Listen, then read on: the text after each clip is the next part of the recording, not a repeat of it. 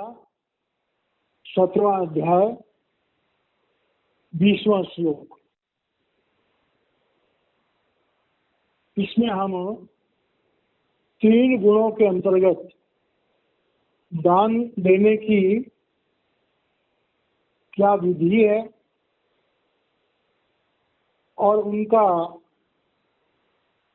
क्या प्रभाव पड़ता है। 20वां श्लोक है, दातव्यमिति तत् दानं दीयते अनुपकारिणे देशे काले च पात्रे च तत् दानं सात्विकं स्मृतम्। भगवान अर्जुन को समझा रहे हैं कि दातव्यम इति यत् दानम दीयते अनुपकारिणे। कि हम जब दुनिया में देखते हैं कि दान देने की जो प्रवृत्ति है वो सारे धर्म शास्त्रों में इसको मान्यता दी गई है और यहाँ तक भी है कि 10वांश हमें अपनी कमाई का दान देना चाहिए। और इसके पीछे जो आध्यात्मिक रीजन है कि जैसे हमारे साथ प्रकृति का ऋण है, हमारे पितरों का ऋण है, हमारे समाज का ऋण है। तो इस सब्जेक्ट को हम ज्यादा डिफाइन नहीं करेंगे, लेकिन इन ऋणों से ऋण हम कैसे होंगे। तो इसलिए धर्मशास्त्रों में 10वांश की कमाई का 10वां हिस्सा हमें कभी भी अपने पास नहीं रखना चाहिए। लेकिन वो जो 10वां हिस्सा है, अब ये डिपेंड करता है कि हम उस 10वें हिस्से को दान किस भावना से देते हैं, किसको देते हैं और कैसे देते हैं। तो कह रहे हैं सर्वश्रेष्ठ तरीका जो है वो क्या है कि दातव्यम इति यत् दानम। कह रहे हैं जो दान दिया जाता है अनुपकारिणे, उपकार के लिए। अब उपकार में 3 अवस्थाएं आती हैं, आत्मा का उपकार, मन का उपकार और शरीर का उपकार। तो आत्मा के उपकार की जगह कहाँ है? जहां पर आत्मा का माहौल होता है। जैसे एक सच्चे गुरु का आश्रम, एक ऐसा मंदिर जहां पर उस पैसे का सदुपयोग होता है। जब कोई भी धार्मिक काम जहां पर उससे समाज का आध्यात्मिक रूप से भला होता है, वो सबसे बड़ा उपकार। तो इस चीज को समझने के लिए कि हम कैसे इस बात को समझें, तो कह रहे हैं देशे काले च पात्रे। हमें ये देखना पड़ेगा कि हम उचित स्थान पे दें। अभी जो बात हुई है कि एक सच्चे गुरु के आश्रम में, एक ऐसे मंदिर में जहां पर परोपकार के, समाज सेवा के काम होते हैं, किसी ऐसी समिति को जहां समाज सेवा के काम होते हैं, या समाज में भी जो भाई बहन मजबूर हैं, उनके साथ बहुत बड़ी प्रॉब्लम्स हैं और वो न मांग सकते हैं, बड़े श्रद्धा वाले लोग हैं, बड़ी इज्जत वाले लोग हैं, वो किसी से मांग भी नहीं सकते और हमें पता लग जाए कि इसकी बहुत बड़ी परेशानी है, तो गुप्त रूप से ऐसे लोगों को दान देना बहुत अच्छी बात। देशे काले पात्रे, कौन से स्थान में देना चाहिए, कौन से हालात में देना चाहिए और किन लोगों को देना चाहिए, इस चीज का हमें ध्यान रखना होगा। मतलब कि हम आत्म शुद्धि के लिए, आत्म जागृति के लिए, ऐसे परोपकार के लिए जिससे हमारे जीवन का उद्देश्य पूरा होता हो। धार्मिक कहो, आध्यात्मिक कहो, मौलिक कहो, ऐसी जगहों पे। अगर ऐसी जगह पर हम दान देते हैं तो वो दान सर्वश्रेष्ठ है। तत् दानम सात्विकम स्मृतम, उस दान को सात्विकी दान कहा जाता है। और उस दान में जरूरी बात है, जब आदमी ऐसी जगह पे दान देता है तो वो अक्सर गुप्त दान दिया जाता है। दान देने वाला अक्सर अपने नाम को भी छुपाने की कोशिश करते हैं। तो कहते हैं ना कि जो गुप्त सो सुप्ते, जो प्रगटे सो दृष्टि। तो दान जब गुप्त दिया जाता है तो उसमें अहंकार नहीं होता, दान जब प्रकट करके दिया जाता है तो उसमें अहंकार हो जाते हैं। तो सतोगुणी दान जो है इस तरह से हमें अपने जीवन में देना चाहिए। लेकिन ये बात बिल्कुल स्पष्ट है समस्त धर्मशास्त्रों में, कमाई का 10वां हिस्सा अगर हम परमार्थ में नहीं लगाएंगे, अब कौन से परमार्थ में, जहां पर हमारा निष्काम भाव से, तो वो 10वां हिस्सा जो है किसी न किसी रूप से हमारे यहाँ से निकल जाएगा। ये हो गया सात्विकी दान। अब आ गया राजसी दान। यत् तु प्रति उपकार अर्थम फलम उद्देश्य वा पुनः दीयते च परिक्लिष्टम तत्दानम राजसं स्मृतम। अब आ गया दूसरा दान। अब दूसरा दान क्या हो गया, ये हो गया सकाम कर्म। अब सकाम कर्मों में जो दान हमने निष्काम भाव से दिया है, अब उसी दान को हम समझने की कोशिश करते हैं। लोग क्या करते हैं, मंदिर में दान देते हैं, अपने नाम की प्लेट लगवा लेते हैं कि फलाने सेठ जी ने इतना पैसा दिया था, और वो दीवार पर उस प्लेट को चिपका लेते हैं। कहीं पर हम कहीं खाना खिलाने के लिए या किसी का प्रोग्राम बनाते हैं तो बड़ा गज बज करके, बड़ा उसका मतलब प्रचार करके और बड़ा दिखा करके कि देखो जी हम इतने लोगों को भोजन करा रहे हैं। या किसी स्कूल में या किसी अनाथ आश्रम में या कहीं देते हैं, तो वहाँ यत् तु प्रति उपकार अर्थम, उसके बदले में हमें चाहे मान सम्मान चाहिए हो, और कभी कभी तो ये होता है उसके साइड इफेक्ट क्या है, उस दान को देने से हमें दूसरा क्या फायदा मिलने वाला है। कोई संस्था है उसमें दान देते हैं तो उस संस्था से हमें क्या बेनिफिट मिलने वाला है। और भी ऐसे भी बहुत सारे हैं कि जहाँ पर लोग जो दान देते हैं तो दान देने के बाद उनका एक कोई एडिशनल बेनिफिट हो जाता है किसी चीज का।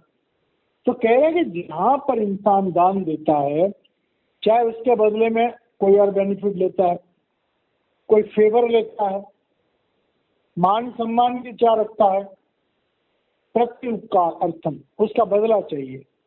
तो कह रहे हैं इस तरह से जब हम कहीं दान देते हैं, दीयते च परिक्लिष्टम, और उसकी एक खास बात क्या होती है कि जब हमने इस तरह से दान दिया, अब माना हमने दान दे दिया, दान देने के बाद जो हमें इज्जत मिलनी थी नहीं मिली तो बड़ा पश्चाताप होता है।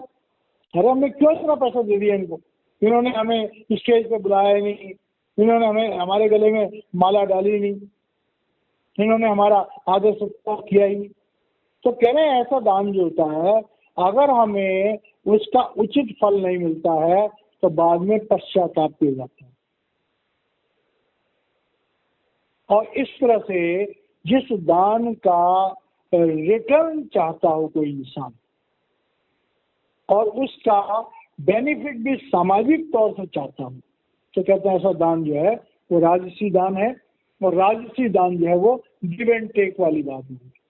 इसमें क्या होगा, सकाम कर्म वाली बात हो गई कि तुम मांगो ना मांगो तुम्हें उसका फल तो चुकाना ही पड़ेगा। अब किस व्यवस्था कह रहे हैं, आदेश काले यत दानम अपात्रेभ्य च दीयते असत कृतम अवज्ञात तत्तामतम उदाहरणम। अब तीसरा दान क्या है कि आदेश काले। अब आदेश काल का मतलब क्या होता है कि भाई अशुभ जगह पर। अब देखिए दान तो लोग हर जगह देते हैं, दान देने वाले मंदिर में भी दान देते हैं, दान देने वाले मूर्ति में भी दान देते हैं, देने वाले कहीं पर कोई सुंदरकांड का पाठ हो रहा वहाँ भी दान देते हैं, कहीं भंडारा हो रहा वहाँ भी दान देते हैं। तो कह रहे हैं ये दान जो है, दान देते समय हमें इस बात का ध्यान रखना होगा कि इस दान का सदुपयोग हो रहा है या दुरुपयोग हो रहा है। आदेश काले, कि वो जगह शुद्ध है या अशुद्ध है। ऐसा तो नहीं कि लोग दान ले रहे हैं, दान तो ले रहे हैं किसी शुभ कार्य के लिए और उसके बाद कोई मौज मस्ती में उसको खर्च कर रहे हैं। यत दानम अपात्र, अब आप अपात्र तो हो ही गया।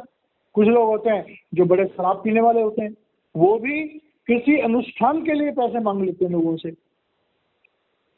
बहुत सारे तरीके हैं, कई चीजें ऐसे समाज के सामने आती हैं कि लोग कहते हैं हम भंडारा करेंगे और बाद में जो है वो नशे कर लेते हैं उससे।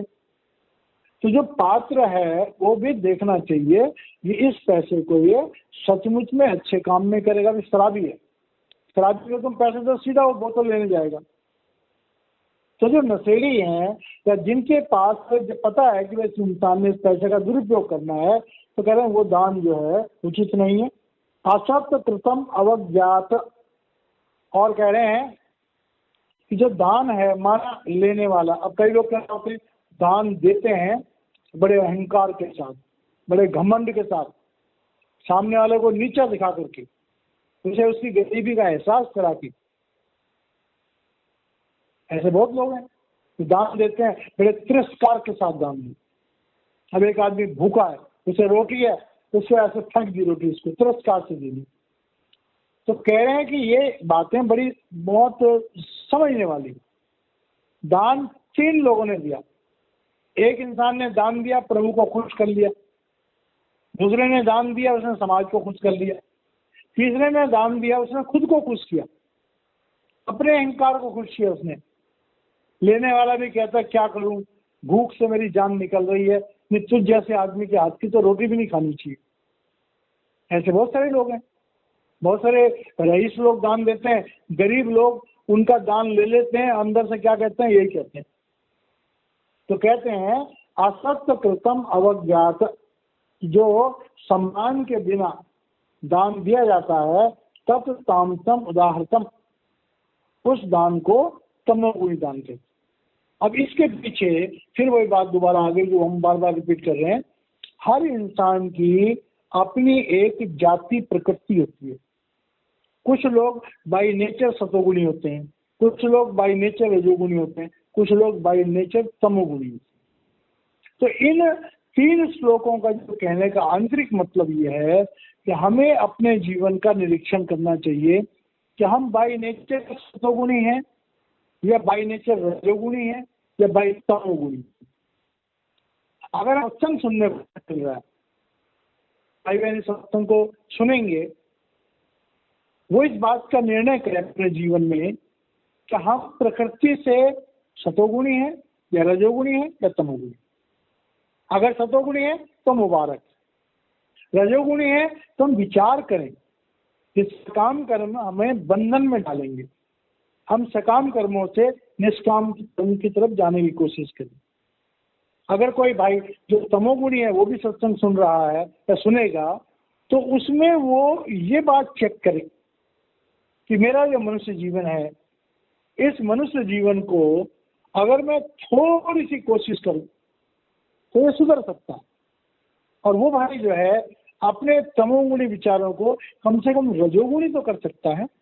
तो दान देना है किसी को तो इज्जत से दे दो, मान से दे दो, प्यार से दे दो, तो कम से कम उनको सकाम कर्म में तो आ जाएंगे। तो इस तरह से जो है ये 3 तरह से लोग दान देते हैं। और दान देने में हम कुछ अपने से किसी को देते हैं। जो क्रिया है, जो हमारा कर्म है, वो तीनों का एक जैसा है, लेकिन भाव बदलने से उसका जो फल है वो बदल जाता है। ये बड़ी समझने वाली बात। अब आगे एक बहुत, अब सब्जेक्ट यहाँ थोड़ा बदल रहा है, अब बहुत इंपॉर्टेंट बात करें। ओम तत्सत् इति निर्देशो ब्रह्मणा त्रिविधम स्मृतः ब्रह्मणास्तेन वेदस्य यज्ञाच विहिता पुरा। अब ये देखने में तो बड़ा सिंपल सा लग रहा है, लेकिन इसका बहुत गहरा मतलब है कि ओम तत् सत् इति।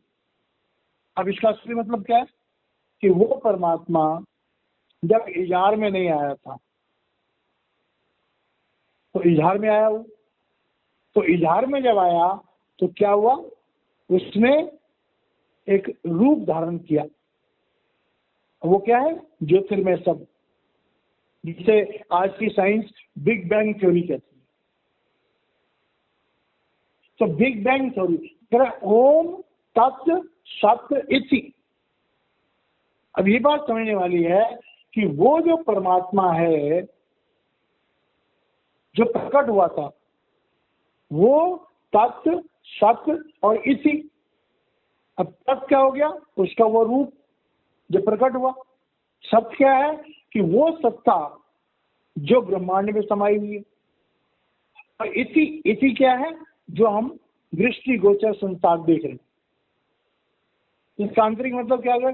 वो परमात्मा जो एक से अनेक हुआ, समस्त ब्रह्मांड में व्याप्त है और हम में भी व्याप्त है। तो ओम तत्सदिति निर्देशो ब्रह्मणा त्रिविधम स्मृता। अब इस 3 स्टेजेस जो हैं, एक प्रभु स्वयं, एक प्रभु का अंश जो ब्रह्मांड में व्याप्त है, और एक वो चीजें जो हम दुनिया में जो जीव है जिसमें वो परमात्मा है। क्योंकि जीव के बिना परमात्मा भी कुछ ना। ब्रह्म बोले काया के बोले, काया बिन ब्रह्म क्या बोले। फिर प्रभु को समझना है तो प्रभु की जो कायनात है, जो जीव है, उसी में तो हम प्रभु को समझेंगे। तो कह रहे हैं ये भगवान ने जो 3 अवस्थाएं बताई कि ब्राह्मण स्तेन वेदश्च यज्ञश्च विहिता पुरा। अब उस परमात्मा को जानने के लिए 3 चीजों की जरूरत है। बड़ा सिंपल सा श्लोक है, बड़ा गहरा मतलब। पहला क्या है कि ब्राह्मणा मतलब एक ऐसा इंसान चाहिए जिसको आत्मज्ञान हो। उसके बाद वेद, वेद का मतलब उसका थ्योरेटिकल एक्सप्रेशन, उसकी क्रिया का विस्तार। और उसके बाद यज्ञ, यज्ञ का मतलब कि उसके लिए प्रयास। अब इसको हम समझते हैं। तो दुनिया में एक सदगुरु की जरूरत है। अगर हम प्रभु को जानना चाहते हैं तो सबसे पहले जरूरत है ऐसे इंसानी शरीर की जरूरत है जिसमें परमात्मा प्रकट हो। उसको यहाँ पर ब्राह्मणा कहा गया। वेद जो है उसमें प्रभु के बारे में सारा जिक्र है। प्रभु कौन है, कैसा है, कहाँ रहता है, क्या उसका रूप है, क्या उसे कैसे उसे जाना जा सकता है, थ्योरेटिकल। और उसके बाद में है यज्ञ। यज्ञ क्या मतलब हो गया? अनुष्ठान। जैसे सदगुरु होते हैं वो हमें नाम दान देते हैं। सदगुरु प्रभु का रूप है, प्रभु से जुड़े हुए हैं। सदगुरु ने हमें जो नामदान दिया, नामदान का जो थ्योरेटिकल डिटेल है वो हमारे वेद हो गए। और यज्ञ हो गया कि उसके बाद उस नामदान की उस विद्या को हम अपने शरीर में फलीभूत करें। अब श्लोक सुनने में तो कुछ और लग रहा है और वास्तविकता कुछ और है। तो ये परमात्मा ने इस सृष्टि को बनाया। उसके 3 रूप है। एक रूप है जो स्वयं परमात्मा है, ज्योति स्वरूप है, सत स्वरूप है। दूसरा परमात्मा का अंश जो समस्त ब्रह्मांड में व्याप्त है। और तीसरा वो जीव जिसमें वो परमात्मा है, वो हम है, 84 लाख यूनिट है। और इन तीनों को जानने के लिए, इस राज को जानने के लिए हमें एक सच्चे गुरु की जरूरत है। एक ऐसे इंसान की जरूरत है जो त्रिगुणातीत हो, जो प्रभु के राज को जानता हो। जब वो जानता है तो पहले वो हमें थ्योरेटिकल ज्ञान देता है। उसका रूप है वेद। जब गुरु हमें थ्योरेटिकल रूप देता है तब हमें उसकी प्रैक्टिस करनी पड़ती है। वो यज्ञ का यज्ञश्च विहिता पुरा। तो आदि काल से जो है यही पता चली आ रही है। अब देखिए कितना स्पष्ट है गीता के अंदर। परमात्मा की 3 अवस्थाएं बताइए। एक परमात्मा जो सत स्वरूप है, सचखंड में रहता है, ज्योति स्वरूप है, सत स्वरूप है। परमात्मा का दूसरा रूप है जो समस्त जीवों में आत्मा के रूप में। और परमात्मा का तीसरा रूप है, जो ये शरीर है हमारा, भौतिक शरीर है, जिनमें परमात्मा भी है, प्रकृति भी है, इंद्रियां भी हैं, सभी कुछ है। अब इसमें हमने परमात्मा को वापस ढूंढना है, तो हमें फिर एक सच्चे गुरु के जैसे ब्राह्मणा, ब्रह्म बिंदेशो ब्राह्मण, उस परमात्मा की राज जानता है, वेदा उसका थ्योरेटिकल एक्सप्रेशन, यज्ञ फिर उसकी practice, way back to God, भजन सिमरन। अगर हम ऐसा करेंगे तब हम उस प्रभु को पा सकते। विहिता पूरा कह रहे हैं, ये रचा गया सारा सिस्टम, जो रचा गया ये जब से प्रभु ने कहा एक और बहुश्याम, तब से ही ये चला आ रहा है। अब इसके बाद आगे है, तस्मात् ओम इति उदाहरत्य यज्ञ दान तपः क्रियाः प्रवर्तन्ते विधान उक्ता सततम ब्रह्मवादिनाम।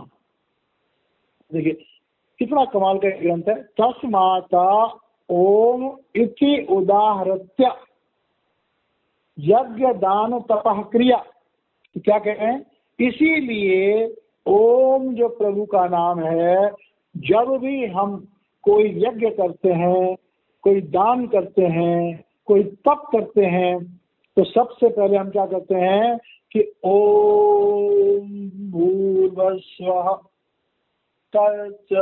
तत्सवितुर्वरेण्यं भर्गो देवस्य धीमहि यो यो न प्रचोदयात्। भगवान कह रहे हैं कि भाई वो ओम जो है वो ज्योतिर्मय शब्द जो है, तो प्रभु का रूप है, उसका उच्चारण जो है समस्त कार्यों में, चाहे यज्ञ हो रहा है, चाहे दान हो रहा है, चाहे तप हो रहा है। क्यों कि उनमें जो सतोगुणी एक्सप्रेशन लाना है, ये ओम क्यों है कि ओम मंत्र के द्वारा हम अपने यज्ञ को, दान को, तप को शुद्ध करते हैं। प्रवर्तन्ते विधान उक्ता, और कह रहे हैं जब हम इस अनुष्ठान को शुरुआत करते हैं तो हमारे जो धार्मिक विधान हैं, हमारे जो धार्मिक नियम हैं, उन नियमों के मुताबिक सततम ब्रह्मवादी नाम, कह रहे हैं जो भी इंसान जो है उस परमात्मा को जानना चाहता है, आध्यात्मिक बात को जानना चाहता है, वो इन विधानों में दिया हुआ है। हमारे धर्म शास्त्रों में सारे धर्म जितने, उनके सारे धर्म शास्त्रों में परमात्मा को कैसे प्राप्त किया जा सकता है, जगह जगह दिया है। वेद ग्रंथ गुरु हठ है, जिस लग भवजल पार उतारा, सदगुरु वाजे न बुझई, जिच्चर धरे न प्रभु अवतारा। दुनिया में समस्त संसार में हर धर्म में अनेकों ग्रंथ हैं जिनमें सारा राज दिया हुआ है, लेकिन उसको समझेगा कौन, जिसने स्वयं आत्मज्ञान प्राप्त किया। बिना आत्मज्ञान प्राप्त किए हुए हम अपने धर्म शास्त्रों के लफ्जों का वास्तविक मीनिंग नहीं बता सकते। जैसे यहाँ पर कह रहे हैं कि प्रवर्तन्ते विधान उक्ता सततम ब्रह्मवादिनाम, कह रहे हैं जिसने उस परमात्मा को, उस परमात्मा की शक्ति को पहचान लिया, वो हर समय इन्हीं चीजों का जिक्र करेगा। अब देखिए इसका आंतरिक मतलब बड़ा गजब का। मंत्र देने वाले गुरु सैकड़ों मिल जाएंगे, मंत्र देने वाले गुरु सैकड़ों मिल जाएंगे, लेकिन उस मंत्र को सिद्ध करवाने की शक्ति बड़े कम, बड़े बिरले महात्माओं में होगी, बड़े बिरले गुरुओं में होगी। तो यहाँ इसका मतलब क्या है कि जो हमें मंत्र देता है उसको उस मंत्र का पूरा सिद्ध किया हुआ होना चाहिए। और सिद्ध किया का मतलब जिस इष्ट के निमित्त वो मंत्र दिया गया है, गुरु को उस इष्ट के दर्शन होने चाहिए। जिसको इष्ट के दर्शन नहीं है वो लफ्जों से हमें मंत्र दे रहा है, वो फलीभूत हो भी सकता है और नहीं भी हो सकता। लेकिन जो अपने इष्ट को जानता है और फिर उसके निमित्त हमें मंत्र देता है, उसका मंत्र जरूर फलीभूत होगा। जैसे सावन कृपा रूहानी मिशन में संत राजेंद्र सिंह जी महाराज अपने सत्संग में बोलते नहीं, क्या गुरु नामदान देता है तो हमारे संचित कर्मों को उसी समय खत्म कर देता है। नामदान देने के बाद 4 जन्म में तो जरूर जाएंगे। कृपाल सिंह महाराज जी क्या कहते थे, वो कौन से 4 जन्म है? एक जन्म गुरु भक्ति का, जन्म दूसरे नाम, जन्म तीसरे मुक्ति पद, चौथे में निज नाम। वो लंबी थ्योरी है, उसका यहाँ जिक्र करने का कोई मतलब नहीं है। तो यहाँ पर ये कह रहे हैं कि भाई जो ब्रह्मवादी लोग हैं, जो सत्य को जानने वाले हैं, वही इस ओम, इस ज्योतिर्मय शब्द को हमें भली भांति से बता सकते हैं। अब क्या कह रहे हैं? तात इति अन्विसंधाय फलम यज्ञ तपः क्रिया दान क्रिया च विविधाः क्रियन्ते मोक्ष कांक्षी भी। अब जो आगे पहले बोला हमने क्या, तत्सत इति, मतलब कि जो प्रभु प्राप्ति के लिए किसी समर्थ गुरु से नामदान मिलता है, तो क्या है? तत् इति अन्विसंधाय।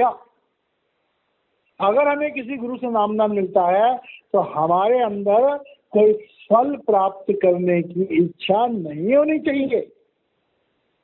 हमारे मन में ये नहीं होना चाहिए कि भाई ठीक है मैं नाम जपूंगा तो मुझे तो जरूर कोई फल मिलना चाहिए, मेरे को तो अंड के देश में जाना चाहिए ना।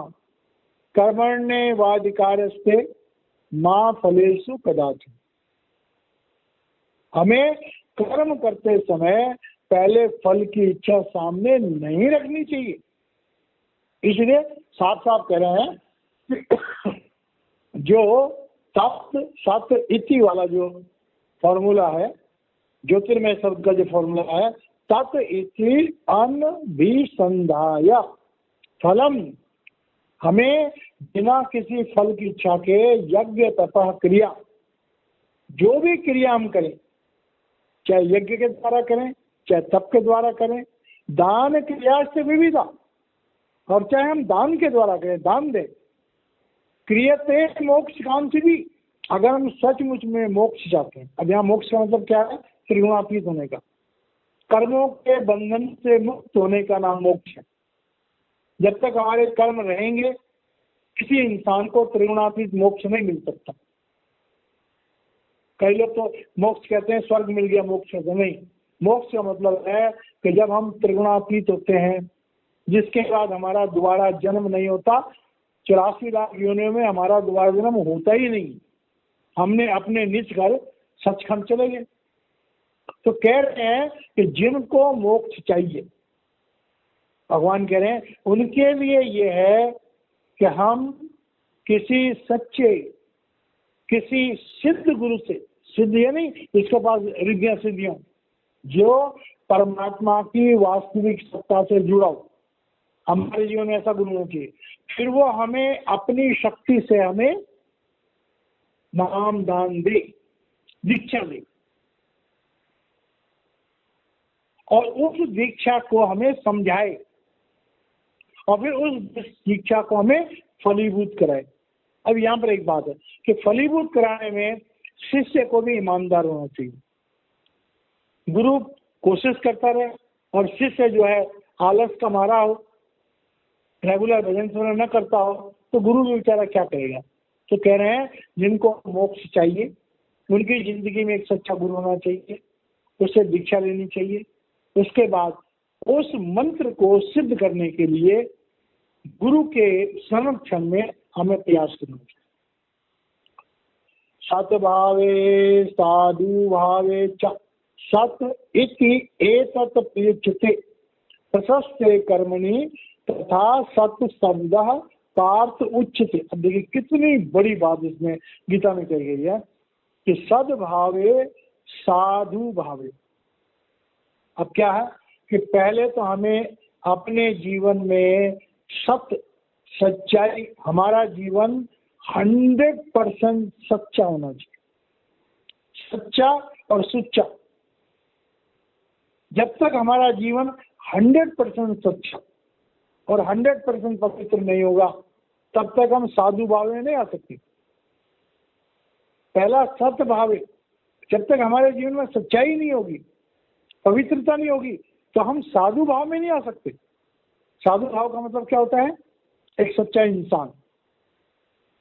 जब तक हम सच्चाई और पवित्रता की जिंदगी को नहीं अपनाएंगे, हम एक सच्चे इंसान, अच्छे इंसान नहीं बन सकते हैं।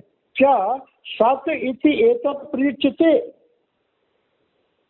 तो कह रहे हैं कि अगर हम कहीं पर भी जो सत्य की बात करते हैं, तो सत्य तत्व की बात करते हैं, प्रभु की बात करते हैं, तो अगर सचमुच में प्रभु के बारे में हमें कुछ बोलना हो तो हम क्या कहेंगे? जो इंसान सच्चा और सच्चा है, जो कभी झूठ नहीं बोलता, जिसके जीवन में पूर्ण पवित्रता है, वो ही प्रभु का वो रूप है जिसमें प्रभु प्रकट हो सकता है। सत्य इति एतत् प्रयुज्यते, जो सत्य का नाम है वो संसार में उस इंसान के लिए उपयोग में लाया जाता है जिसमें सत्य प्रकट है। श्रेष्ठ भाव, जिसका अंतःकरण पूर्ण पवित्र है, प्रशस्ते कर्मणि, और तब वो क्या होता है? उसकी जिंदगी में जो उसके कर्म होते हैं, उन कर्मों के द्वारा हम उसको समझ सकते हैं कि ये बंदा सच्चा है कि झूठा है। प्रशस्ते, प्रमाणिक। अब देखिए, एक सच्चा सदगुरु है तो उसके जीवन को बड़ा गहराई से निरीक्षण करो, तो वो सच्चाई की बातें करता है, उसके जीवन में सच्चाई होती है। वो पवित्रता की बातें करता है, उसका जीवन पूरा पवित्र होता है। तो कह रहे हैं प्रशस्ते कर्माणि, उसके जीवन में उसका जीवन सच्चाई का नमूना होता है, उसका जीवन ज्ञान का नमूना होता है। और कहते हैं तथा सत शब्द पार्थ उच्चते। अब सत शब्द के यहाँ पर बात आई है तो पहले अनाहत शब्द, फिर सार शब्द और फिर सत्य शब्द। कितनी गहरी बात कह रहे हैं कि जब हमारा जीवन सच्चा और सच्चा होता है तब हमारा गुरु, जिससे हमने नाम लिया, पहले हमें वो अनाहत शब्द से जोड़ता है, फिर हमें सार शब्द से जोड़ता है, और फिर उसके बाद सत्य शब्द से जोड़ता है। और सत्य शब्द का मतलब क्या हुआ? हमारा जीवन जब 100% पवित्र हो जाता है, हमारा जीवन 100% सच्चाई का हो जाता है, तो हमारे अंदर जो है वो ताकत आती है कि हम अपने गुरु के साथ जो है तो सत्य शब्द से जुड़ सकते हैं। फिर पढ़ रहा हूँ कि प्रशस्ते कर्मणि, जो इंसान 100% प्योर है, जिसे कह रहे हैं कबीरा मन निर्मल भया जैसे गंगा नीर, और पाछे पाछे हरि फिरे कहते कभी कभी का उजरा साफ कर जाना क्या आने के लिए। तो यहाँ पर भगवान कह रहे हैं कि जब इंसान इतना पवित्र हो जाता है कि काम, क्रोध, लोभ, अहंकार उसके अंदर से नाश हो जाते हैं, तो फिर उसकी आत्मा गुरु के साथ आगे जाने के काबिल हो जाती है और वो उस सत्य शब्द से जुड़ जाते हैं। हे पार्थ, सत्य शब्द उसी को कहते हैं जब हम पूर्ण पवित्र हो जाते हैं, सत्य शब्द अंतर में उतरता है। अगर यज्ञे तपसि दाने च स्थिति सत इति च उच्यते कर्म चैव तत् अर्थीयम सत्य इति एव अभिधीयते। अब कह रहे हैं तो बार बार कहते हैं परमात्मा है, ये है, वो है, सचखंड है। अरे कह रहे हैं सब कुछ जो है वो यही है। कैसे? यज्ञ तपस्या दाने च स्थिति, भगवान ने हमें दुनिया में भेजा। क्यों भेजा? दर्द दिल के वास्ते पैदा किया इंसान को, वरना तात के लिए कुछ कम नहीं करो भी है। फिर भगवान ने शुरू में, जैसे महापुरुष बताते हैं, जब इंसान का चोला बनाया गया था तो फरिश्तों को, देवी देवताओं को हुक्म हुआ था कि आप इंसान के चोले को सीधा करें, नमस्कार करें। क्यों? कि इंसान के चोले में परमात्मा ने अपनी सारी शक्तियां डाल के तब उसे दुनिया में भेजा था। और क्यों भेजा था? कि यज्ञ तपस्या दाने च स्थिति, तो दुनिया में आए और दुनिया में आकर के लोगों को, यज्ञ का मतलब होता है अपनी इंद्रियों पर अंकुश लगाने के लिए प्रयास करें, तपस्वी इंद्रियों को संचालित करना, रोकना उनको। दाने मिल बांट के खाना। जन्म मरण दो में नहीं, जन पर उपकारी आए, जिया दान में भक्ति लाए, हर्षो नैन मिलाए। तो अगर भगवान ने तो जब इंसान बनाया था तो सारे इंसानों को ही उन्होंने एक सच्चा इंसान बनाया था। आज क्या कहते हैं, एक सदगुरु होता है, करोड़ों लोग उसके पीछे पड़ते हैं। क्यों? क्योंकि संसार में आज का जो इंसान है वो अपने उस सत्य को भूल गया। नहीं तो जब शुरू में परमात्मा ने इंसान बनाए थे तो जो आज के सदगुरु होते हैं ऐसे सारे इंसान ऐसे बनाए गए थे, लेकिन समय बीतता गया, काल का जाल चलता रहा, कर्मों का विधान चलता रहा और हम इस दयनीय अवस्था में पहुंच गए। तो कह रहे हैं यज्ञ तपस जाने चा स्थिति साति उच्चते। कह रहे वो परमात्मा क्या है, इस तरह का जो इंसान है जिसके जीवन में दूसरों की भलाई, स्वयं तो प्रभु से जुड़ा हुआ है। अब इसका नमूना कौन है? हमारा सदगुरु। वो यज्ञ तप और ज्ञान में स्थित है, मतलब उसका जीवन 100% जीवन जो उसका परमार्थ के लिए साति उच्चते। अरे वही तो परमात्मा का रूप है। वो चलता फिरता जो हमारा गुरु है वही तो परमात्मा का रूप है। कर्म चैव तदर्थीयम। और कह रहे हैं उसके जितने भी कर्म होते हैं वो सिर्फ उस आत्म जागृति के लिए होते हैं, उस सच्चाई को प्रकट करने के लिए होते हैं। सत्य इति अभिधीयते। कह रहे हैं इसी का नाम सत्य है। यही परमात्मा की ताकत जो सदगुरु के रूप में एक इंसान के रूप में हमें काम करती हुई दिखाई देती है। मतलब दूसरे में क्या, एक सच्चा और सुच्चा इंसान जो है, जो 100% पवित्र है, अरे वो तो चलता फिरता परमात्मा है। आगे कहते हैं असद्रयातम दत्तम तपस्तमम कृतयत असत उच्चते पार्थ न च तत्प्रेत न इउ। अब कह रहे हैं कि जैसे यहाँ बताया गया है कि एक सच्चा इंसान कौन सा होता है जिसमें परमात्मा स्वयं प्रकट होता है। अब दूसरी तरफ क्या है, देखने में तो सारे इंसान है। एक इंसान तप दान कर रहा है, वो प्रभु का रूप बन गया। एक इंसान तप भी कर रहा है, दान भी कर रहा है, यज्ञ भी कर रहा है, लेकिन असद्भया, उसके मन में परमात्मा के प्रति पूरी श्रद्धा नहीं। वो मन का, पहले हम बताया, वो हो गया गुरुमुख, वो आत्मा के कहने पे चलने वाला, उसकी आत्मा प्रबल है। दूसरा हो गया मन प्रबल।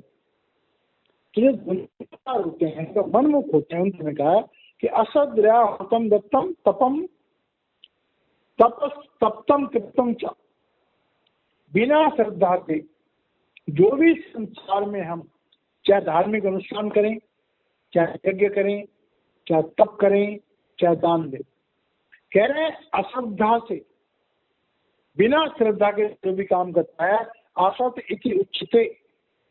कह रहे हैं कि जो लोग दुनिया में दिखावटी अच्छे हैं उनका जीवन जो है वो कभी भी प्रभु की तरफ सच्ची तरीके से नहीं चलती। एक हो गया सत्य जो हमें परमात्मा की तरफ ले जाएगा, एक है असत जो हमें कर्मों के विधान में बांध देगा, हमें नरकों में भी जा सकते हैं। तो असत इसे उच्चते मतलब हमारे जीवन में अगर सच्चाई नहीं है, अगर पवित्रता नहीं है, अगर निष्काम भावना नहीं है तो हम झूठे इंसान, हमारा जीवन असत है। पार्थ न तत् प्रेत्य न इह न उ इह। अब कह रहे हैं ऐसे इंसान के लिए न तो इस जन्म में कोई भलाई होने वाली है, जिसका जीवन ही श्रद्धा से हीन है, न उसे इस दुनिया में कुछ मिलने वाला है और न मरने के बाद उसे कुछ मिलने वाला है। तो जितने मर्जी दान पुण्य करता रहे, इस जन्म में इस दुनिया में भी क्या, दुनिया की वाहवाही मिल जाएगी और कुछ नहीं मिलेगा। और उसके बाद जब वो इस दुनिया से जाएगा तो भी इन कर्मों के बदले थोड़ा बहुत उसे जो धन धान्य है वो मिल सकता है, लेकिन जीवन उसका जो है वो हो सकता है वो मनुष्य जीवन से नीचे हो। हम देखते हैं कई कुत्ते होते हैं वो एसी कारों में घूम रहे होते हैं, एसी रूम में रहते हैं। तो कई जानवर भी होते हैं, उनको भी बड़े आलीशान ठाट बाट होते हैं। तो अगर किसी ने अगर दान पुण्य किया भी है और उसका जीवन सही नहीं है, उसमें श्रद्धा नहीं है, तो कल किसी रईस आदमी के घर में कोई ऐसा पशु जोनी में जा सकता है, दे भाई तूने ऐश कराई थी लोगों को, तेरे को ऐश मिल गई वापस। तो भगवान कह रहे हैं कि देखो कितनी अजीब सी बात है कि कर्म हम कर रहे हैं, थोड़ा सा अपने कर्म करने की भावना को बदल दें तो हमारा जीवन अच्छा हो सकता है, हमें वैकुंठ मिल सकता है, हमें सचखंड मिल सकता है। लेकिन अगर हमसे गलतियां हो जाए तो हमें दोबारा जन्म लेना पड़ सकता है, और यहाँ तक कि हमें नरकों में भी जाना पड़ सकता है, हमें निचली जोनी में भी जाना पड़ सकता है। तो ये हमारा 28वां श्लोक है। अब आगे बढ़ते हैं। ओम तत्सत इति श्रीमद्भगवद गीतासु उपनिषत्सु ब्रह्म विद्यायां योग शास्त्रे श्री कृष्णार्जुन संवादे श्रद्धा त्रय विभाग योगो नाम सप्तदशो अध्याय समाप्त। जय महाराज।